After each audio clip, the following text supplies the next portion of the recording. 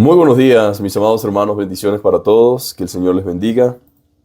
Damos gracias al Señor nuevamente por el día de hoy, por la bendición que tenemos de levantarnos, de poder decir, hasta aquí nos ha ayudado el Señor. ¿Cuántos están agradecidos en esta mañana por la fidelidad y el cuidado del Señor? ¿Cuántos pueden decir, soy testigo de su misericordia, testigo de su gracia, testigo de su amor y de su bondad? Yo quiero que en esta mañana, en nuestro devocional del día de hoy, podamos ir a nuestras Biblias. Vamos a ir a nuestras Biblias. Quiero que vayamos a Hechos capítulo 12. Hechos capítulo 12.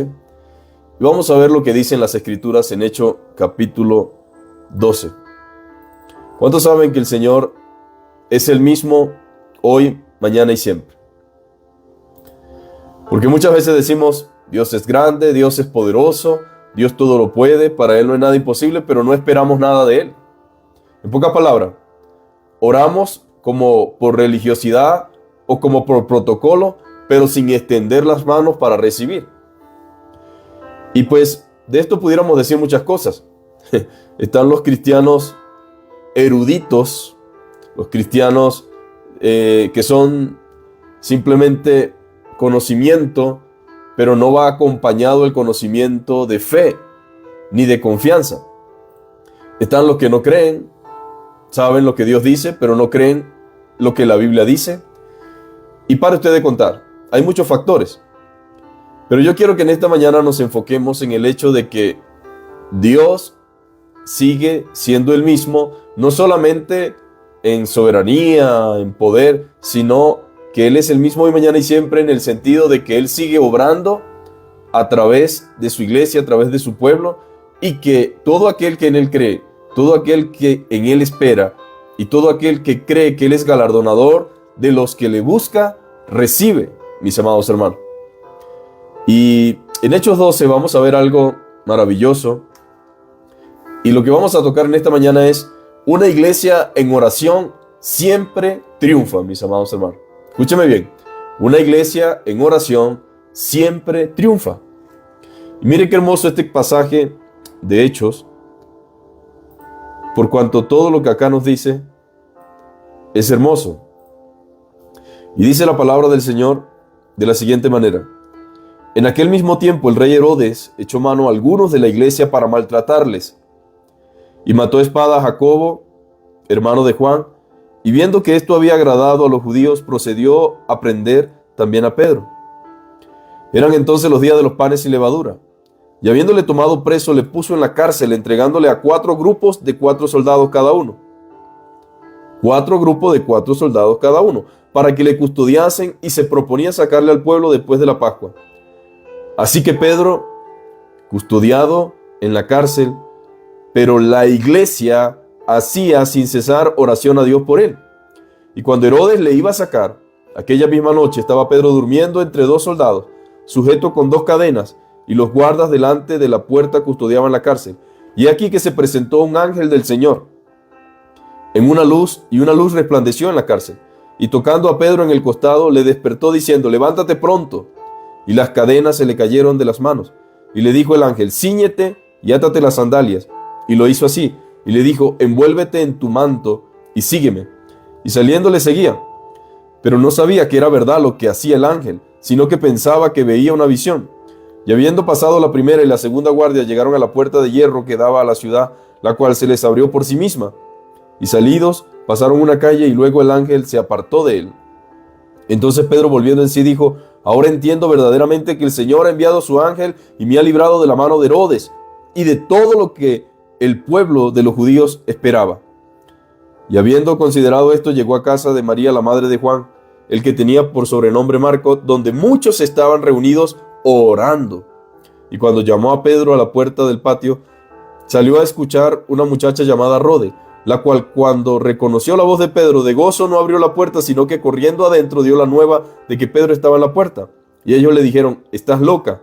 Pero ella aseguraba que así era. Entonces ellos decían: es su ángel. Mas Pedro persistía en llamar, y cuando abrieron y le vieron, se quedaron atónitos. Pero él, haciéndoles con la mano señal de que se callasen, les contó cómo el Señor lo había sacado de la cárcel y dijo: haced saber esto a Jacobo y a los hermanos. Y salió y se fue a otro lugar. Y luego que fue de día, hubo no poco alboroto entre los soldados sobre qué había sucedido de Pedro. Mas Herodes, habiendo buscado sin hallarle, después de interrogar a los guardas, ordenó llevarlos a la muerte.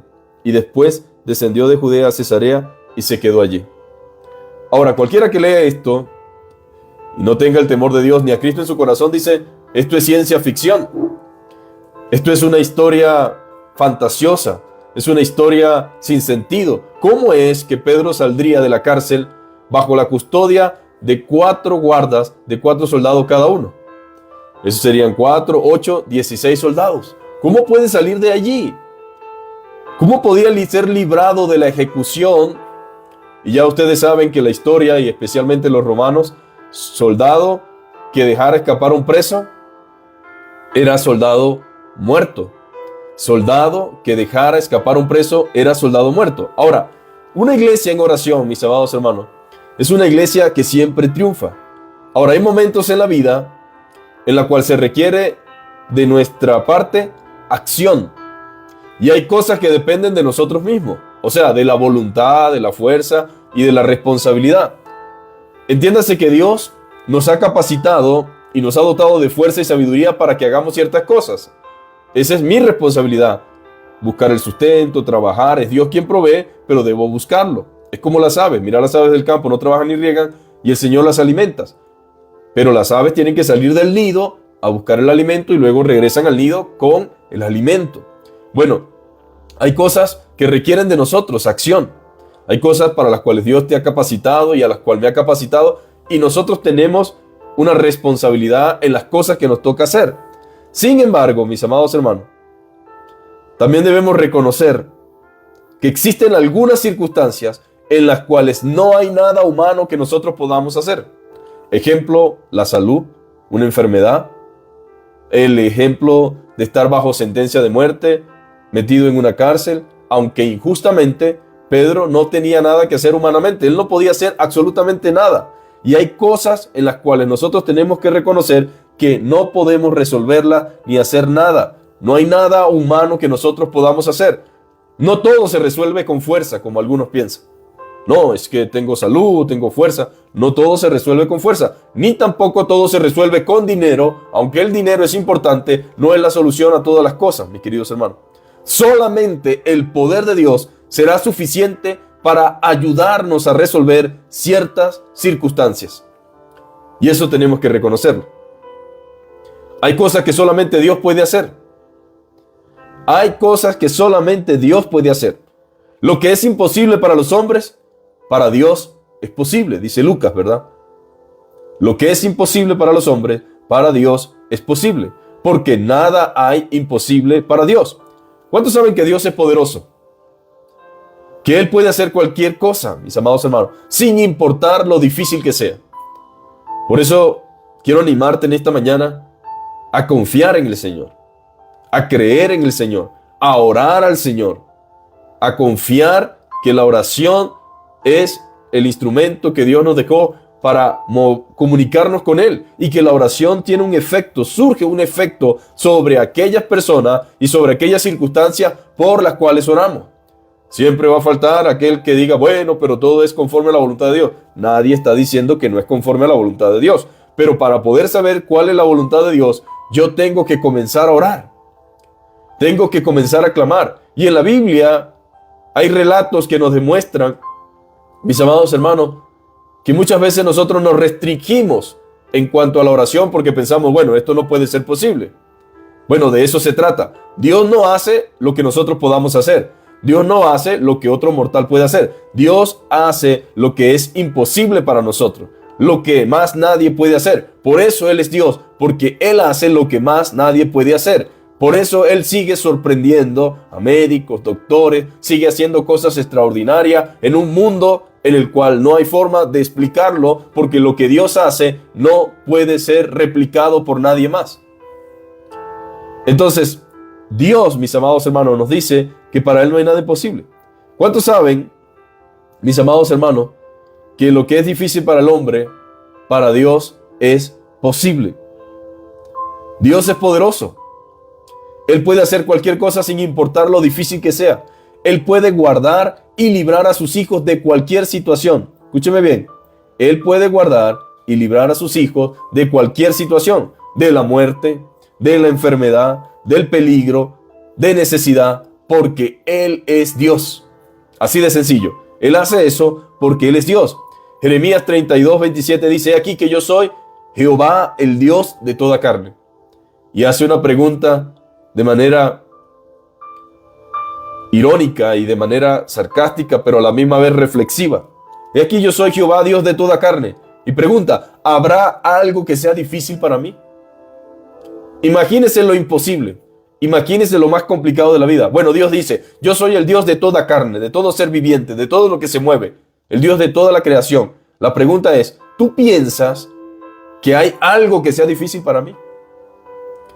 Yo creo que esa pregunta tiene mucha lógica, porque para muchos de nosotros hay cosas en nuestra mente limitada y humana en las cuales limitamos a Dios en nuestros pensamientos, como diciendo: no, yo no creo que Dios pueda hacer eso.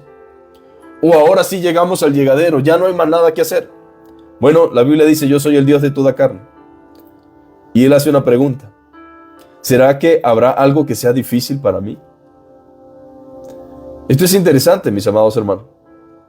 ¿Habrá algo que sea difícil para mí?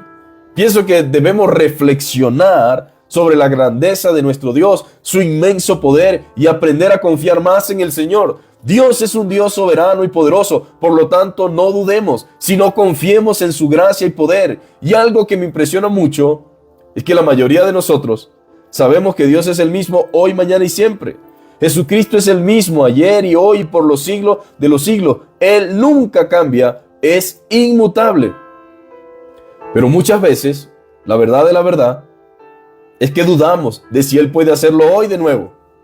Especialmente cuando estamos ante grandes desafíos, grandes circunstancias. Decimos que Él es todopoderoso, pero dudamos de que pueda sanar, o de que pueda librar, o de que pueda hacer un milagro grandioso y extraordinario. Desde luego que sabemos que todo está sujeto a su voluntad. Ese no es el tema en la mañana de hoy. Pero hay otra realidad, y es que muchos de nosotros hemos dejado de confiar y creer en que Dios puede hacer ciertas cosas. Y por eso a veces Dios tiene que permitir que quedemos despojados de todas aquellas cosas en donde a veces, sin darnos cuenta, tenemos nuestra confianza.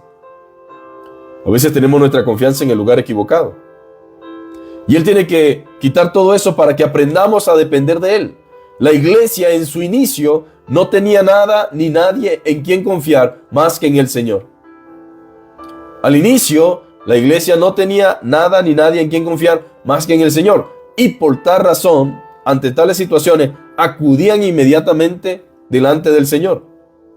Y de ello podemos aprender mucho, mis amados hermanos. Una de las cosas que aconsejó el apóstol Pablo es que debíamos orar sin cesar. De hecho, hay un antiguo canto maravilloso. Yo digo, yo no soy músico, pero si yo fuese un músico prodigioso o tuviera la habilidad para tocar una guitarra o un piano, yo traería de nuevo a la escena, a la palestra, toda la música antigua. Himnos, cantos, me iría y me traería algunos cánticos que son tan necesarios en el día de hoy. Antiguamente cantábamos un canto que decía: orando sin cesar venceremos. Y era un canto maravilloso porque nos recuerda el poder de la oración y la necesidad que tenemos como iglesia de orar, de clamar, de interceder, de que Él abre puertas, de que Él mueve los corazones, de que Él dispone las cosas, de Él es quien provee, de que Él es el que cambia las realidades, las circunstancias. Mire, el Antiguo Testamento está lleno de prodigios y de hazañas. Vemos cómo Dios respondió al clamor genuino y sincero, y cómo Dios se manifiesta a aquellos que esperan en Él. 5:17 dice que oremos en todo tiempo, mantenernos en oración constante, mis amados hermanos. Sin embargo, ese no es el caso comúnmente. Pero Pablo sabía por experiencia propia y como testigo ocular de las grandes luchas que sostenía la iglesia, que la única manera de mantenerse era orando. ¿Cómo podemos nosotros perseverar? Orando, mis amados hermanos. Solamente mediante el poder de la oración podemos ser guardados del poder del maligno y de sus dardos. Esa es la gran verdad. Solamente mediante la oración podemos ser guardados del maligno y del poder de sus dardos. En momentos de temor, de desánimo, o cuando el desánimo se apodera de nosotros, mis amados hermanos, ¿a cuántos no le ha dado desánimo? ¿Cuántos no se han llenado de temor? Pero es allí donde muchísimo más debemos orar. La iglesia siempre ha sabido encontrar en la oración su fortaleza. En medio de la oración hay fortaleza. Uno llega derribado, abatido, cansado, ansioso, pero se presenta delante del Señor con sinceridad, con una oración genuina, con un clamor interno, y le dice: Padre, vengo delante de ti, Señor, porque estoy cargado, Señor. Estoy lleno de ansias, temor, preocupación excesiva. Padre, pero no es tu voluntad ni es correcto que yo cargue con todo esto, ni que ande de esta forma ni de esta manera. Yo te pido, Señor, que me ayudes a hacer frente a esta realidad, a hacer frente a esta situación.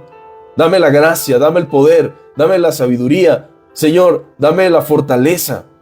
Y créame, mis amados hermanos, puede que el problema no cambie, pero su actitud ante el desafío, ante el problema, ante la realidad, ante la circunstancia, es que usted lo va a afrontar de otra manera. Muchas veces tenemos la idea de que la oración solamente es para que las cosas cambien, pero lo que hace la oración en primera instancia es cambiarnos a nosotros.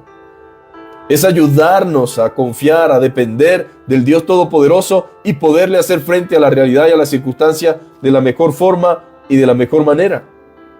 La oración tiene poder y mueve la mano de Dios. Si la oración no tuviera poder y no moviera la mano de Dios, yo le diría: están perdiendo su tiempo y yo estoy perdiendo el mío. Pero la gran verdad es que la oración tiene poder y mueve la mano de Dios. Por lo tanto, no estás perdiendo tu tiempo, ni yo estoy perdiendo mi tiempo. La mejor inversión de tiempo que usted y yo podemos hacer es ir delante de la presencia del Señor. En medio del gran azote impuesto por Herodes, la iglesia comenzó a orar. Y alguien diría, como dicen muchos cristianos en el día de hoy: ay, sí, oración, oración, todo oración. No, ya tenemos, aparte de orar, tenemos que hacer algo. Bueno, hay que hacer algo cuando nos corresponde hacer algo, pero ¿qué podemos hacer ante un perverso rey o gobernante como Herodes que decreta persecución y hacer daño a la iglesia? ¿Lo vamos a matar? ¿No vamos a poner en el mismo plan a ver quién gana? No, mis amados hermanos.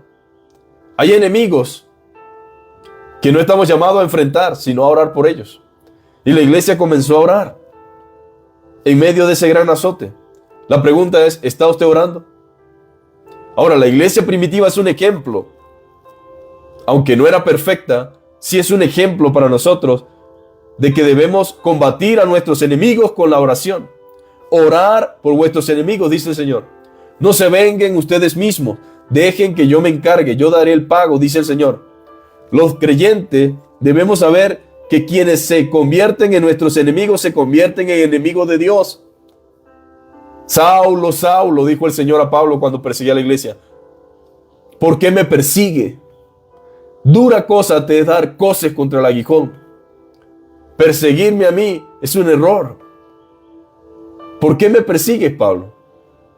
Ahora, Pablo no estaba persiguiendo al Señor. Estaba persiguiendo a los creyentes.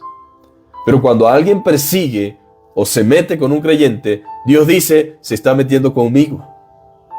Entonces, mis amados hermanos, debemos saber como cristianos que quienes se convierten en nuestros enemigos se convierten en enemigos de Dios. Nosotros no queremos enemigos, pero los tenemos por causa de la verdad. Se levantan como instrumentos del diablo para perturbar la tarea de la iglesia. Herodes echó mano a algunos creyentes para maltratarlos. ¿Y por qué tendría Herodes que maltratar a los creyentes? Pues impulsado por el diablo, porque él es el enemigo de nuestras almas. Dice la Biblia que Herodes se levantó y dice claramente para perturbar la tarea de la iglesia, pero Herodes echó mano a algunos creyentes para maltratarlos. Ahora, qué descaro. Decidió maltratarlos sin razón alguna, solo la de complacer a los judíos para congraciarse con ellos. Esa es la gran verdad. Él decidió complacer a los judíos irritando a Dios. Ahora, esto no es buena idea. Meterse con un cristiano de gratis, mis amados hermanos, no es buena idea. Porque lo que agradaba a los judíos irritaba al Señor. Pero como a este Herodes lo único que le interesaba era mantenerse en el poder, ignoraba que quien quita y pone reyes es el Señor. Él pensó que complaciendo a los judíos permanecería en su cargo. Empezó a congraciarse, mis amados hermanos, con los judíos. Ahora tengamos cuidado y aprendamos de este Herodes, de que no es sabio irritar a Dios por complacer a otro o por cuidar una posición. Pronto Herodes sufriría las consecuencias de su maldad. Si usted lee el capítulo 12 del verso 20 en adelante, se dará cuenta de lo que le estoy hablando. Pronto Herodes sufriría las consecuencias de su maldad. Este Herodes era tan malvado como su abuelo llamado Herodes el Grande, quien mató a los niños en Belén. ¿Recuerdan la masacre? Que se originó cuando supo que en Belén había nacido el rey de los judíos y mandó a matar a todos los niños. El otro Herodes, Antipa, mató a Juan el Bautista. Y ahora este Herodes, Agripa, mata a Jacobo, hermano de Juan. Todos culpables delante de Dios, porque todos fueron expuestos ante la palabra de Dios. A pesar de ser idumeos, este último fue descendiente de los macabeos. Su abuela era judía, conocía la verdad, pero decidió más el poder de este mundo, de modo que quien decide perseguir y lastimar a los creyentes, él mismo también será lastimado por Dios. Eso es lo que la Biblia nos describe. Herodes Agripa cavó su propia ruina al poner sus manos sobre los santos del Señor. La pregunta en esta mañana es, ¿estamos orando? ¿Estamos clamando al Señor? ¿Qué es lo que nos acontece? ¿Cuál es nuestro problema? Imagínense a Pedro. Pedro era un hombre de fe, mis amados hermanos. Pedro estaba durmiendo cuando al otro día iba a ser ejecutado. Pedro sabía que, ¿qué puedo hacer yo? Sí, estoy en una celda. Llorar, eso no soluciona nada. Darme golpes de pecho, maldecir a Dios, por tu culpa estoy aquí. Ese sí era un problema serio. Saber que usted está preso, bien guardado en el calabozo, bien profundo, sin posibilidades de escape, sentenciado a muerte injustamente, eso es un gran problema. No era que no tenía Netflix, no era que, ay Dios mío, me quedé sin dinero para el ocio, ay, ¿ahora qué voy a hacer? No puedo comprar el iPhone nuevo. Ay Dios mío, qué angustia tan grande, no me puedo comprar los nuevos zapatos. Ese no era el problema de Pedro. Ahora, ese es el problema de muchos cristianos en el día de hoy. La angustia y la preocupación por las cosas efímeras de la vida. Gente que tiene crisis existenciales por cosas sin sentido y banales y carnales. Y con el respeto que todos nos merecemos, mis amados hermanos, tenemos que madurar en el Señor. Nosotros no podemos andar por allí pensando que tenemos problemas porque no tenemos el iPhone 15, sino el iPhone 13. Ay, ya tengo 2 iPhones más por encima. No podemos vivir enfermándonos y con crisis existenciales por boberías y tonterías, mis amados hermanos. Pedro sí tenía un problema, pero Pedro también nos enseña a nosotros a descansar en el Señor en medio de nuestros problemas. Ahora, en medio de la persecución y el problema, la oración es el mejor recurso que usted y yo podemos tener. El arma más poderosa del cristiano es la oración. Nuestras armas no son carnales sino espirituales y poderosas en Dios para destrucción de fortaleza. La iglesia sabía que la lucha no era contra sangre y carne sino espiritual. Por tanto, necesitaban poder espiritual y ese solo se conseguía mediante la oración. La otra realidad es que los creyentes sabían que en su humanidad y capacidades no podrían vencer a su adversario. Reconocían que era un problema gigantesco y mucho mayor que ellos, humanamente hablando. Pero sabían que su Dios era mucho mayor que las dificultades y que era poderoso para guardarles y para librarles. Ahora, por tanto, iniciaron una campaña de oración. Desde los distintos lugares donde se encontraban, estaban orando. Ahora, eso se llama fe. Si a Pedro lo van a matar mañana, y ya hemos visto cómo Herodes ha matado a otro, pero dijeron, bueno, oremos. Mientras hay vida y esperanza, mientras Él esté allí y no hemos visto su cabeza rodando por allí, entonces vamos a seguir orando por Él. La iglesia se llenó de confianza en el Señor. Empezaron a clamar, a interceder intensamente por las circunstancias ante el Señor, no como queja. No estaban allí diciendo, Señor, ahí está tu siervo, es tu obligación sacarlo de allí. No, comenzaron a orar, a interceder por Él, sin queja, no imponiendo, sino presentándose ante Dios con fe y confianza de que Él era poderoso para ayudarles y socorrerles en medio de su situación. Después de todo, ellos sabían que estaban haciendo la voluntad de Dios. No estaban pidiendo cosas por capricho, ni tampoco por egoísmo. Solo estaban orando por cosas que eran beneficiosas para la iglesia y por ende voluntad de Dios. Esa era la petición. De manera que estos creyentes iniciaron un clamor fervoroso, intenso, lleno de fe, esperando el mover de la mano de Dios. ¿Y por qué oraban? Por la persecución y por Pedro, que estaba preso y próximo a morir. Según Herodes, ¿no? Y aquí está la demostración de que uno no se muere cuando otro quiere, sino cuando Dios así lo determina. No nos morimos porque alguien nos quiere matar. Nos morimos cuando sea la voluntad del Señor y cuando Él así lo decida o le plazca. Así que usted no se va a morir cuando otro quiera, sino cuando Dios lo determine, mis amados hermanos. Esa es la gran realidad. Entonces oraban por Él. Pero ellos estaban orando al Señor por un milagro. No había forma humana de que Pedro saliera con vida y se escapara o se librara de esa situación. Pero aquí entonces aparece el poder de Dios. Cuando ya los hombres no podemos hacer absolutamente nada, viene Dios a hacer lo imposible para los hombres posible. Gloria a Dios. Ese es el Dios que usted tiene y ese es el Dios que yo tengo. El Dios que hace lo imposible. 16 soldados cuidaban a Pedro para que no quedara dudas del poder de Dios. 16 soldados. Mientras Pedro estaba en la cárcel, ¿qué hacía la iglesia? Según el verso 5 del capítulo 12, dice: la iglesia hacía sin cesar oración a Dios por él.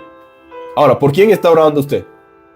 ¿Sabe usted la influencia y el poder de la oración en la vida de aquellos por quienes oramos? ¿Sabe usted que la oración, mis amados hermanos, se manifiesta y obra en la vida de aquellos por quienes pedimos y clamamos? Dice que la iglesia hacía oración sin cesar a Dios por él. La iglesia estaba allí orando. Diga conmigo, vale la pena orar, mis amados hermanos. Vale la pena interceder en oración. Nosotros no debemos bajar la guardia nunca. Debemos seguir orando. Dios escucha la intercesión de su iglesia. Hay poder en la oración. Mientras oramos, el Señor escucha y obra siempre y cuando lo que pidamos esté alineado a su voluntad. Pero este relato debe animarme a orar, a clamar, a interceder. ¿Se da usted cuenta del poder de la oración colectiva?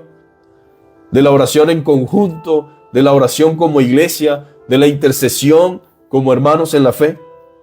Cada vez que nos reunimos y clamamos al Dios vivo, algo puede suceder, mis amados hermanos.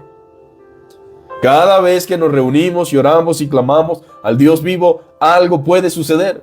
El verso 11 dice que Pedro reaccionó y dijo: el Señor envió su ángel y me ha librado de la mano. Ahora, a mí me parece esto extraordinario. No deja de asombrarme cuando lo leo. Pero a la misma vez digo, qué gran invitación y motivación debe ser esto para la oración. ¿Y qué ejemplo es Pedro de un hombre que se resigna a la voluntad de Dios y puede decir: bueno, Señor, estoy en esta cárcel, no me puedo escapar. No sé si Herodes me vaya a matar mañana como dice, pero yo estoy en tus manos, estoy en paz contigo. Estoy aquí por tu voluntad, no porque quiero, ni porque hice las cosas mal. Señor, yo voy a descansar en ti. Estaba durmiendo El ángel tuvo que tocarlo, decirle, Pedro, levántate. O sea, estaba profundamente dormido. Mi pregunta es, ¿cómo puede alguien sentenciado a muerte estar tan profundamente dormido unas horas antes de su ejecución? Que alguien me lo explique. ¿Cómo puede alguien dormir tan profundamente horas antes a su ejecución? ¿Sabe? Eso se llama la paz de Dios. Eso se llama confianza en Dios. Eso se llama confío en Dios. Y Dios tiene el control de mi vida, el cuidado de mi vida, hoy, mañana y siempre. Si vivo, para Él vivo. Y si muero, para Él muero. Sea que vivamos o sea que muramos, somos del Señor. Nada me puede separar de su amor.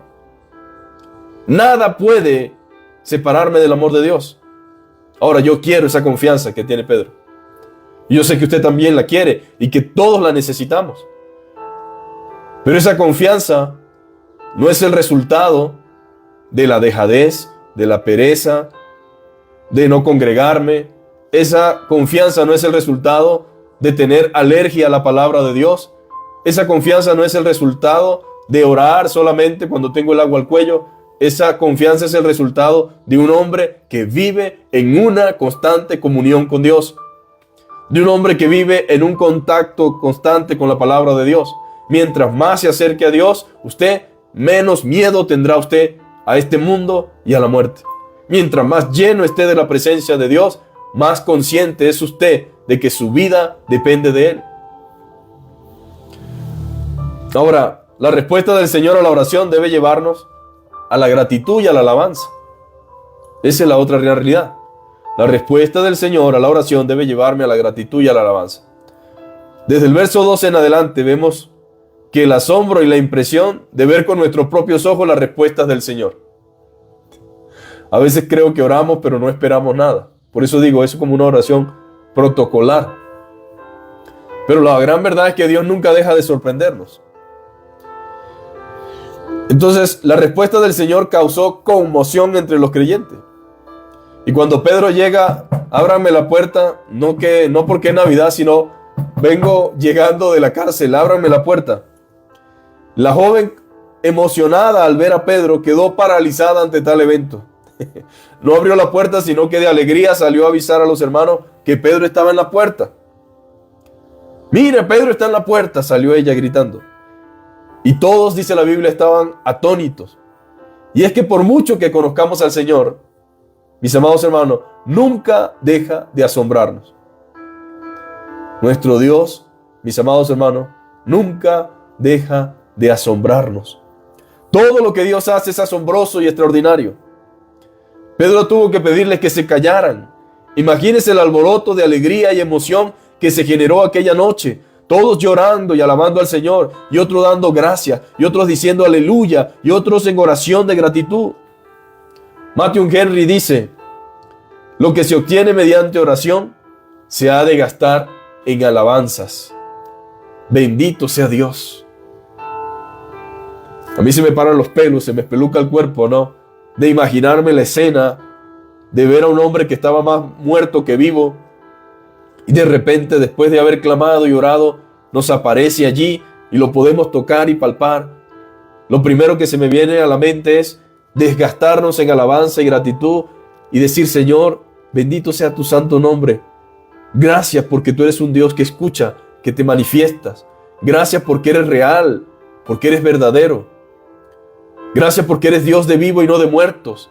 Tú eres un Dios que no solamente pide que oremos, sino que responde nuestras oraciones. Eso es lo que la palabra del Señor nos muestra.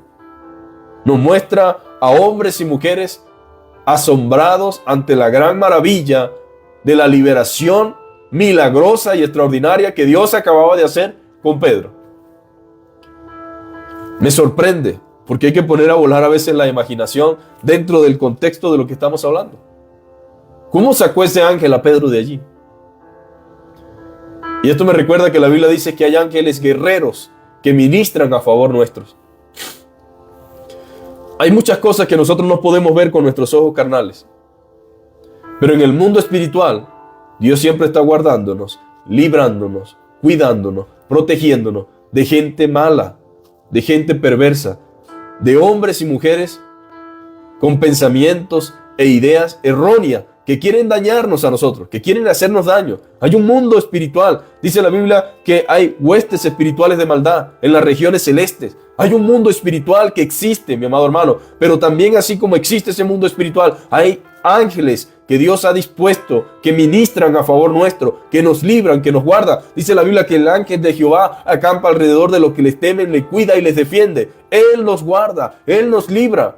No piense usted que usted sale por allí en el camino, en la carretera, en la vía, y usted anda por su cuenta. No, mi amado hermano. Usted va escoltado desde que sale hasta que regresa. Y son los ángeles que Dios envía para guardarnos, para librarnos. La palabra del Señor claramente nos los dice. A sus ángeles mandará cerca de ti para que te guarden en todos tus caminos. Y en tus manos se llevarán para que tu pie no tropiece en piedra. Hermanos, el hecho de que no lo veamos, el hecho de que se nos haga difícil entender el mundo espiritual, no significa que Dios no está allí guardándonos y cuidándonos. Es algo profundo, pero yo quiero que usted razone juntamente conmigo lo que la palabra del Señor nos dice. Ahora, ¿quiénes terminaron mal? Herodes y sus ayudantes, los soldados, quienes no tenían ningún tipo de explicación, terminaron muertos. Y Herodes listo para una muerte horrenda al blasfemar a Dios, al blasfemar al Dios viviente, terminó con una enfermedad vergonzosa y comido por los gusanos. Ahora, después de escuchar esto, mis amados hermanos, ¿vale la pena orar? Sí vale la pena orar. Yo quiero animarte en el amor del Señor a que no dejes de orar, no dejes de clamar, no dejes de interceder.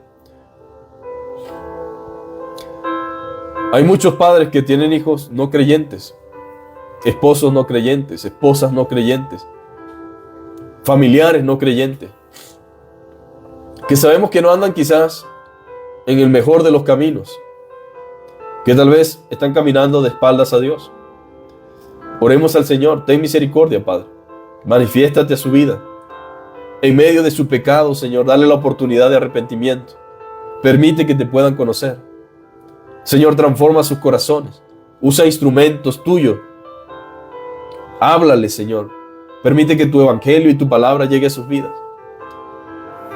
Ore por sus hijos todos los días. Ore por su esposo, por su esposa. Guarda su entrada, guarda su salida. Cúbrelo con tu poder, Señor.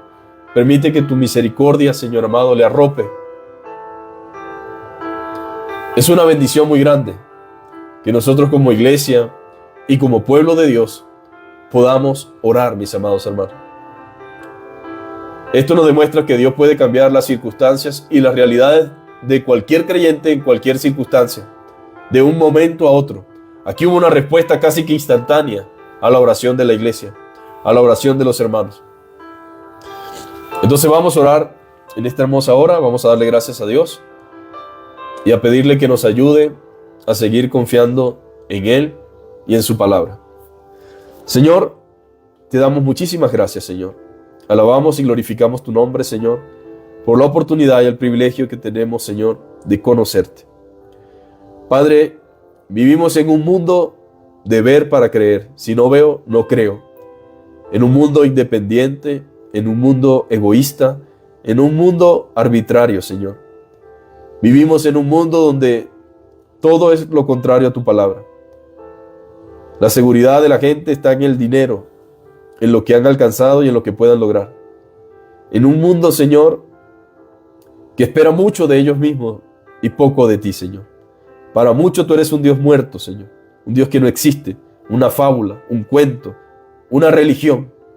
Para otros como nosotros, Señor, tú eres el mismo hoy, mañana y siempre. Tú eres el único Dios verdadero, grande en hazañas y maravillas. Tú eres el Dios de Abraham, el Dios de Jacob, el Dios de Isaac. Tú eres el Dios que ve, dice tu palabra. Tú eres el Dios de grandes maravillas. Eres el Dios de toda carne. Eres el Dios para el cual no existe el no. Eres el Dios que no está limitado por tiempo ni espacio. Eres el Dios que no está limitado por circunstancias, Señor. y nos los demuestra por medio de tu palabra. Eres el Dios que libra, eres el Dios que guarda, eres el Dios que sana, eres el Dios que protege, eres el Dios que preservas. Tú eres Jehová, Dios de los ejércitos. Tú eres Jehová Jireh, Señor. Tú eres Jehová Shabbat. Tú eres el Dios de los ejércitos celestiales, Señor. Tú eres Elohim, Señor. Tú eres el Dios eterno. Tú eres el único Dios verdadero, Señor. Y en esta hora te damos gracias por el cuidado que has tenido con cada uno de nosotros, por guardarnos y por librarnos, Señor. Gracias, Señor, porque los que confían en Jehová son como el monte de Sión, Señor, que no se mueve, sino que permanece para siempre. Y así como Jerusalén tiene monte alrededor de ella, así Jehová está alrededor de su pueblo, Señor. Que no se nos olvide, Señor, que tú eres nuestro guardador, Señor. Que tú eres nuestro protector, Señor. Que tú eres el que nos libra, Señor amado. Que no se nos olvides que aunque andemos en valle de sombra de muerte, tú estarás con nosotros, Señor. Que no se nos olvide que aunque la tierra tiemble, debemos de cantar, Señor amado. Cielo y tierra pasará, mas tu palabra no pasará. Señor, que tú eres nuestro amparo y nuestra fortaleza y nuestro pronto auxilio en las tribulaciones. Tú acudes al socorro de tus hijos, Señor. Al socorro de tu iglesia, al socorro de tu pueblo. Oh Padre amado, Señor. Entendemos y sabemos que todo está sujeto a tu voluntad, Señor. Pero también entendemos, Señor, que tú eres un Dios de gracia y un Dios de misericordia. Que tú eres un Dios de perdón, un Dios de restauración, un Dios que te compadece, Señor. Nuestros padres nos aman no porque seamos perfectos, Señor, no porque todo lo hagamos bien. Aún en medio de nuestra debilidad, de nuestra fragilidad, aún en medio de nuestros errores, ellos siguen siendo nuestros padres, nos siguen amando de la misma manera y de manera mucho más profunda y de manera mucho más exacta, Señor. Tú nos amas a nosotros, Señor.